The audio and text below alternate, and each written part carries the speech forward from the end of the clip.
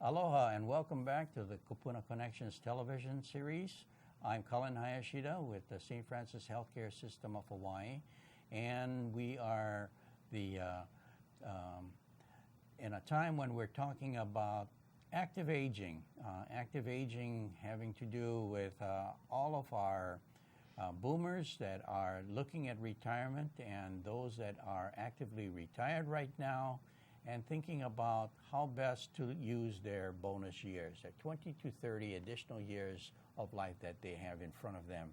And we have an opportunity today to talk to Rose Nakamura about creating an Encore career with meaning and purpose. So welcome, Rose, joining me today. Thank you very much, Cullen. So Rose, share a little bit about who you are, what you're doing right now.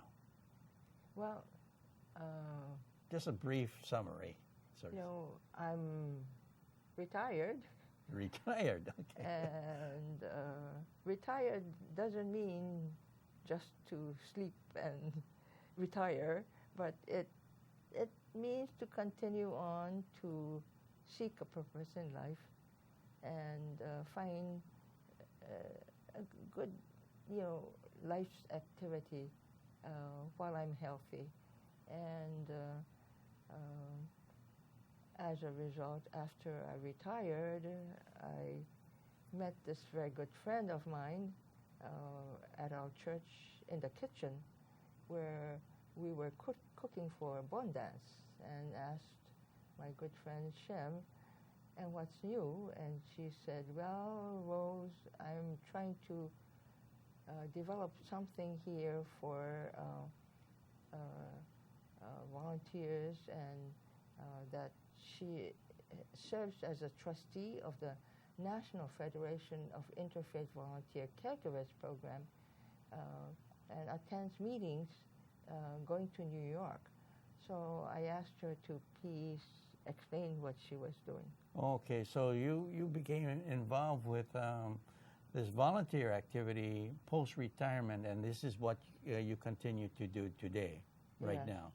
Well, we're going to get into that a little bit more in greater detail, but let's start out with Rose Nakamura pre-retirement in terms of what were you doing as, let's say, in your earlier years, in your working career, and maybe you can kind of share a little bit about that with us right now.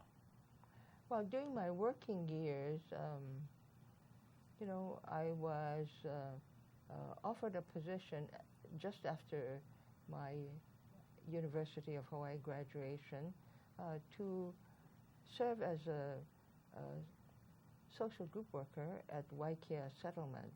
And how this came about was during my college years, I volunteered at Palama Settlement and helped them run different activities. And one of the activity was to form a softball team for boys. And I truly enjoyed working with them. And the staff member who worked at the settlement just became the director of Waikia Soccer Settlement.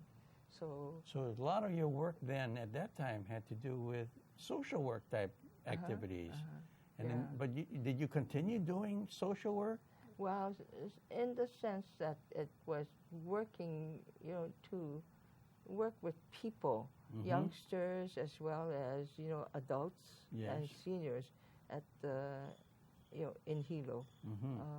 I enjoyed doing that. At the same time, I was asked to teach part-time at the University of Hawaii in Hilo, and taught health and physical education because that was my major. And that was a very wonderful experience for me.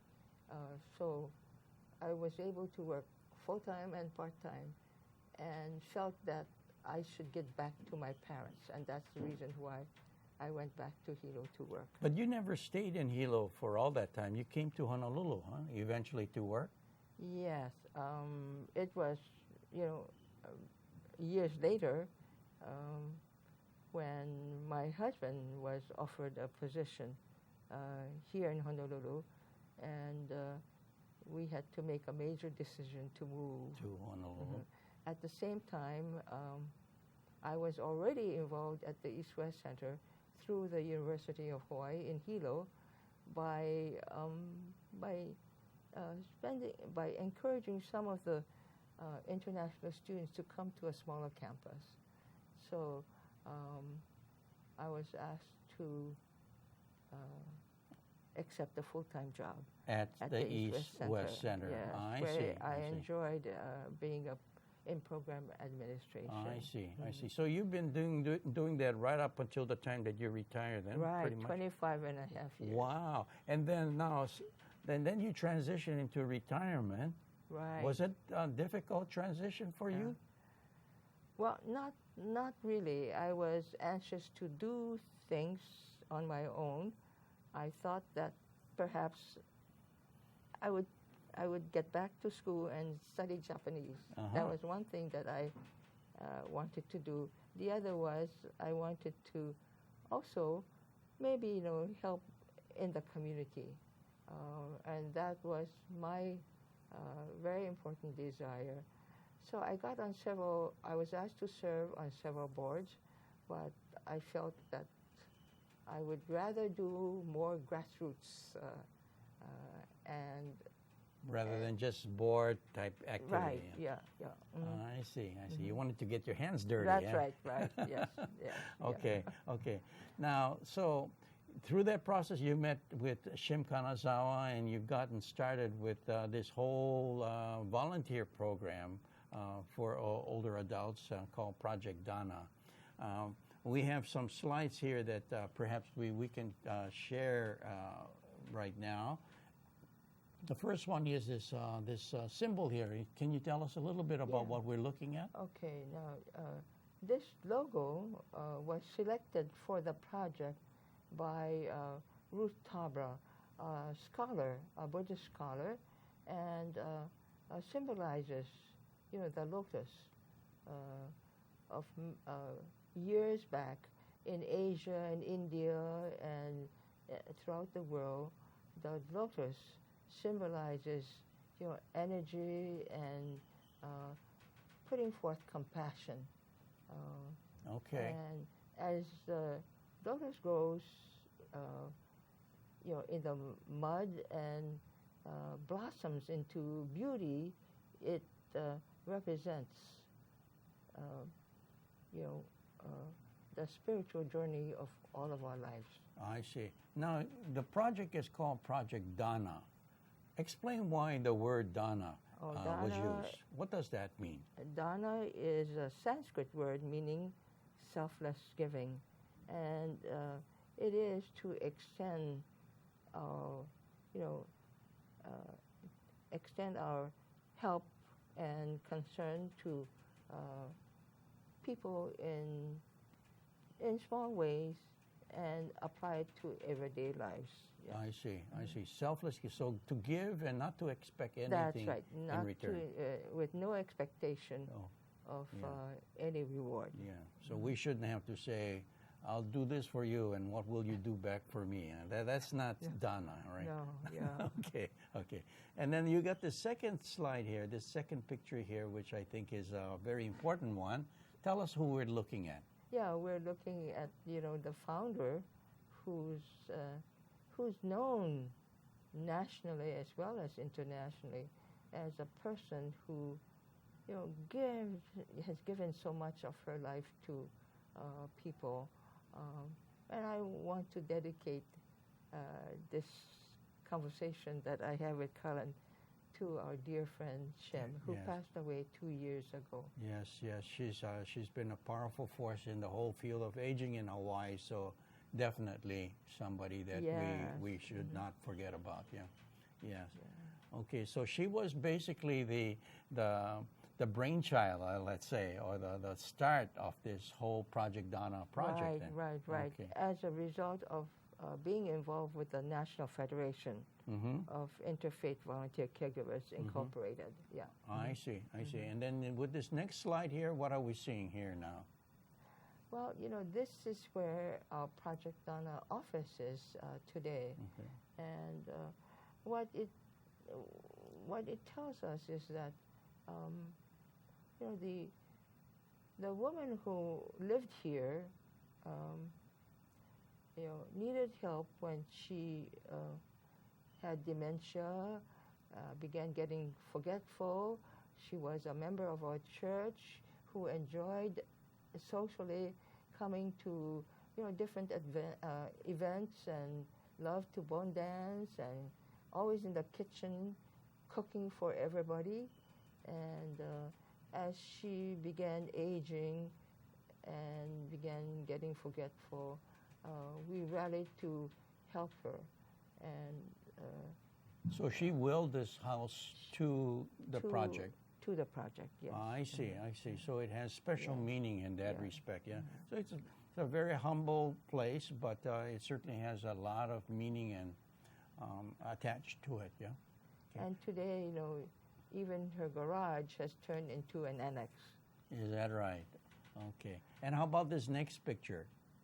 This represents some of our staff that provide the structure to with what you're project. doing. And then how about this next one here? This next picture here. Oh, this one is simply kind of a social one. I remember it's called Happy Strummers, and we all play the ukulele and volunteer to play as a group and visit nursing homes and at different events. Is it still going on? Yes. No it kidding. It started like, it's almost not quite, it might be even more than 27 years that so we've been coming you're together and playing together. So you're a pretty good ukulele player then, huh? I enjoy playing together. And you can sing. Not really. And how about this next picture that we have here? On the next one here. Okay. This is one where I'd like to mention that I, provided some leadership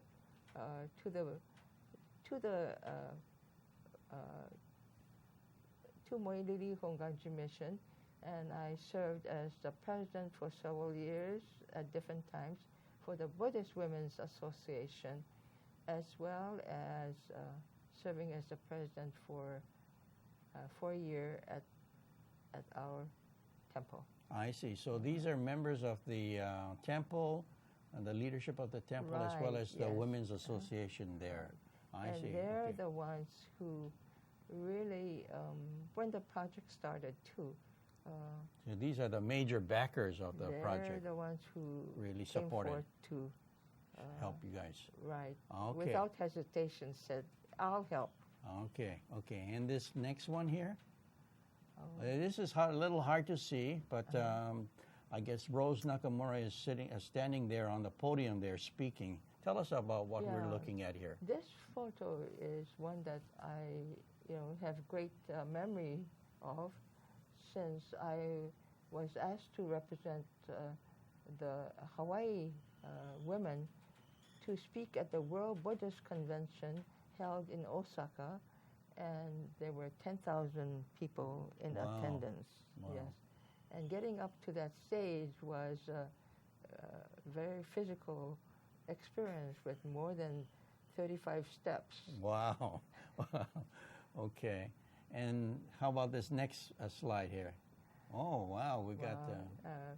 this is a slide that we all cherish because Mrs. Rosin Carter in 1994 came to visit Project Donna. In your building?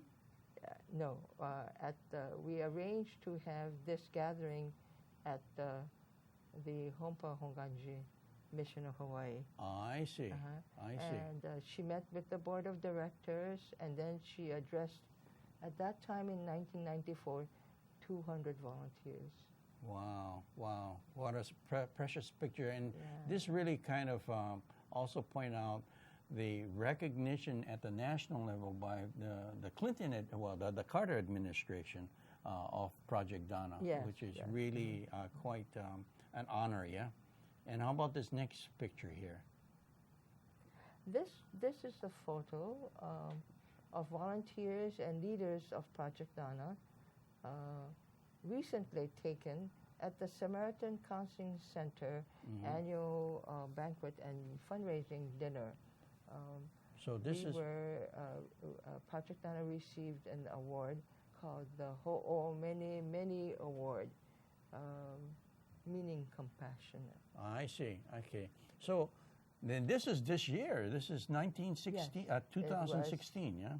Just held May 1st. Okay, so in 2000, so up until this year, the project that you have been administering and guiding continues to be well received and recognized by the community for all this volunteer work that you're providing to this organization. And so, post-retirement, you've been seemingly continuing to work and continuing to help the community and doing all this work. And I guess it raises questions, with regards to why are you doing all this? What is it that drives you to do all this giving for the community? Tell us about. Well, as we are involved in the project, the need is so great. There's so many seniors, who could use some friendly assistance so that they could live more independently and with dignity in the community. And it has become a passion. It has grown to be a passion for me. So this is not tremendous satisfaction. Yes. And receiving a call and helping someone. Yes. So this is not just a job. This is like a life work in a sense, yeah? In that sense. And so, where is it that you get this? I guess when we look at people's lives after retirement, oftentimes we have people that are not really clear about what they want to do with the rest of their lives. We have many people that are bored, many people that might be lonely, depressed. But your life is just full. It's very busy, and you're passionate with all this giving work. What's your typical day like? Well, when you think about it, my mother passed away when she was 93, and my dad at 92. And as I experience, their passing away and what they have done, I think I'll live to 100. And when I retired, I retired at 61. It's almost like 40 years ago. No. 40 years from retirement to 100 years old. Mm-hmm. Then what am I? Yeah. These long 40 years. Right. I think how important it is to live, with some purpose in life. Yes. And that's my goal. Yes. Yeah. And so I try to keep active by being involved in the community. At the same time, I, have to think about self-care. Absolutely, And try to, I think, be involved socially. Right. Physically. Yeah. And I think spiritually. So tell us about your physical. How do you keep yourself physically healthy, Rose? Well, shortly after I retired, I was still jogging, and that's been something that I have continued to do in my later uh, uh, retirement or working life. Like I ran my first marathon when I was age 50. Wow. And you've run only one marathon? No, I've run 3 marathons. 3 marathons. And a number of half marathons and 10Ks and so on. So, that exercise, I think, has kept me healthy. And how about today? What are you doing as physical fitness? I go to exercise twice a week to curves and do some stretching and working with equipment and jog in place. But I feel that I need to do that so that I have a good balance. Right, Yeah. right. And I think seniors need to be very careful about fall prevention. Right. Mm-hmm. Okay. So that's your physical fitness, and you say socially. Socially, well, I enjoy being with my friends, and of course with my family. At the same time, I think I'd be happy to share this. What should I say? What we have been doing. There's a class of 1946 group of women who live in Honolulu that have been meeting monthly for, I would say, more than 50 years. Wow. And it started with this group called the Tanamoshi Gang. And I think we have a picture of you. Can we see that picture here? Socially, yeah. Is that their group there? This is a group of my high school classmates. Wow. And this year, we're celebrating our 70th high school reunion. 70th. Wow. So in August, we're having a gathering here. Uh-huh. And of course, the group loves to go to Vegas. Uh-huh. So socially, you're still well connected with your high school friends. Mm-hmm. And of course, you keep your family together too. And I am very much involved in, of course, at our church. Your church activities. Yes. Mm-hmm. So you're physically very active, and socially you're involved, and then you spend time with just volunteering in this Project Donna activity in terms of giving back to the community. So all of these things, of course, are all part of who you are. Yeah. So when it comes to why are you doing this? Why? Well, I always say, how important it is to remember those who have been deceased, especially my family, and I think in spirit we're still together, and I have to live a life active for those whom I lost. I think that is very precious for me. Mm-hmm. Yeah. Mm-hmm. Mm-hmm. Yeah. So by helping others, of course, you become well in that sense. Right. Yeah. Yes. It's you gain a lot more, perhaps, in return. Yeah. Yes. By helping other people. Even in working with people that are frail, there's things that they teach us. Yeah. Right. Yeah. Yeah. Mm-hmm.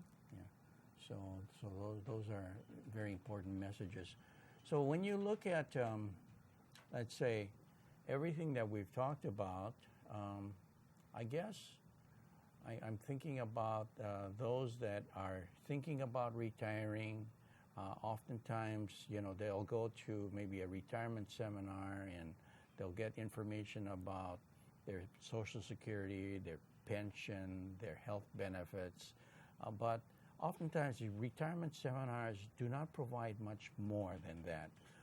And people I think are still struggling to figure out what should they do with the rest of their lives. What purpose can they have? And so in talking to you, do you have any kind of suggestions for our viewers out there? Well, what can we tell them? Some pointers. I've gone through, some of the series of seminars that sponsored when one retires. Sure. And you're kind of, oh, I can't wait to get retired. Yeah. But I think it is very important also as part of that program to make people more aware and to, I think, share personal experiences of others of how important it is that retirement, active aging is so important in life. Yeah, I think that it's not just a matter of knowing how much money you're going to get in terms of your pension. Well, it's good to be financially fit and safe, but you still have to have purpose, Right, yes. And that's going to make your life much more meaningful, perhaps, down the road. So those are all important points. So yeah, between 60, most people retire when they're age 60, and if you live to 80 and 90 and 100, it's 40 years. Those are years longer than one's professional career. Yeah. And I think that retirement is a very important part of planning and thinking about. Yeah, absolutely. And we need to start early to think about how best to use those bonus years, basically. So, thank you very much, Rose, for sharing your thoughts and your life with the community. And thank you again for watching the Kupuna Connections television series. I'm Colin Hayashida with St. Francis Healthcare System. Aloha.